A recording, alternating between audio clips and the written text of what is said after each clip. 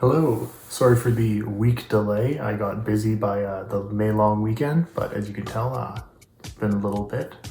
But I have been busy with the project as well. So the biggest thing that I've been working on is 3D printed bearings. I was inspired by this video I saw, and then I did a bunch of searching online and found a parametric model for Fusion 360. And then of course I modified it so that it was a lot better so it would actually work. So why don't I show you some of the iterations I went just tuning the bearing that I wanted to use. And then I can show you how I'm going to apply that to my design.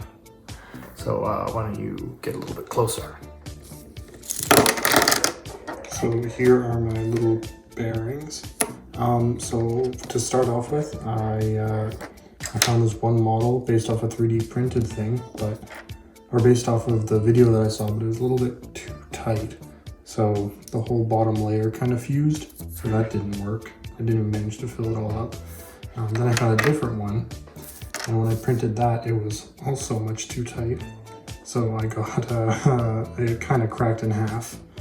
Then I went a little bit too far the other way, and it was extremely loose. Here, which one? I think it's this one. But like, that is too much slop. So tightened it up a little bit.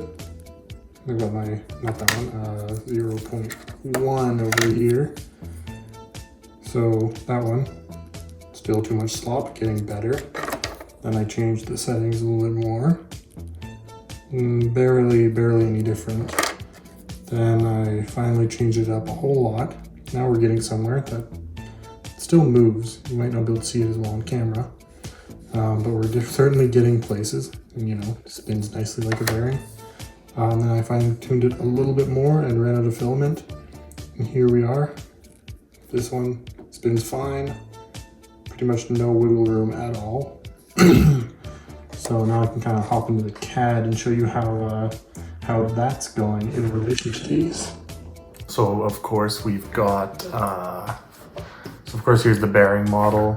Just in case you didn't know what parametric meant. It means you can change parameters of it.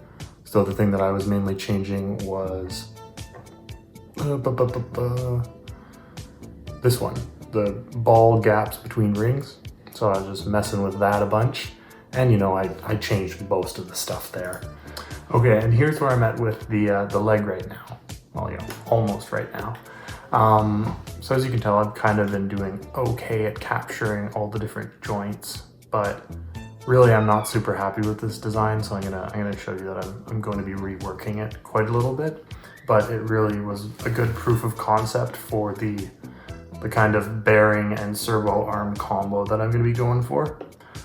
So as you can tell, servo arm on one side, and then the inner ring of the bearing will be directly connected to that. Then the outer ring will be connected to the next part. This is just going to make it way more secure than just using this tiny little servo arm and trusting the bearings of the servo. So that's kind of the biggest plan that I'm taking out, and I think that's what's going to differentiate my design from, you know, other servo robot arms, or not robot arms, other servo humanoid robots. So as you can tell, you know, I'm just connecting the joints, but really I'm not super happy with this design, mainly because it's complicated and the design language, like how it looks, it doesn't look good. And I don't really care about that yet, but I want it to at least look uniform in the way that it's shown.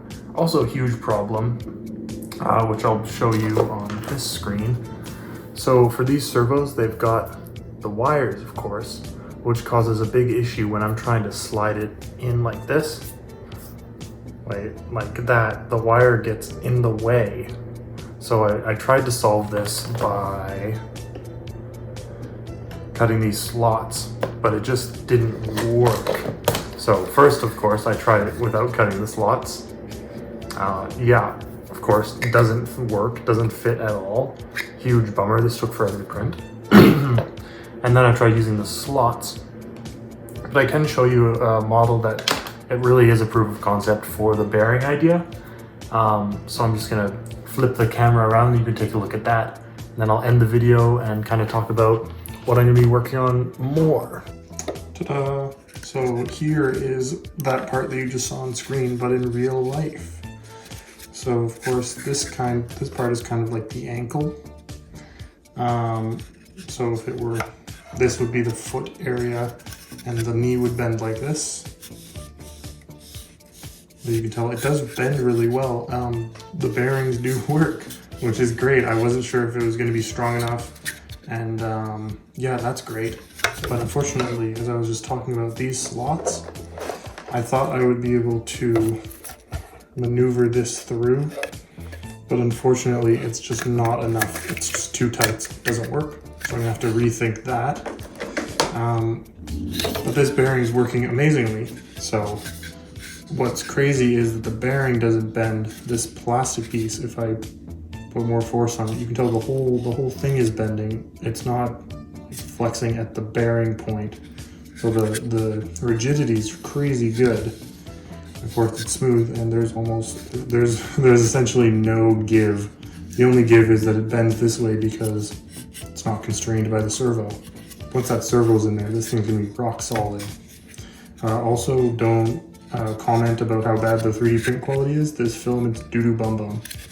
But anyway, so what I'm gonna work on next is I'm going to be kind of fleshing out a better design and really figuring out how to make the stupid servos fit, because right now they're not, and it's really annoying me because I want it to be strong, but I also want to be able to put that in and have wire management, blah, blah, blah. So hopefully by the end of the week, I'll have some sort of a solution to show you. But if not, I guess there's always next week, because, you know, if I don't have something important or any good project or progress to show, I may as well not make a video about it. But hopefully I'll see you guys next week for another update. Whee, look at how good that bends. Perfect.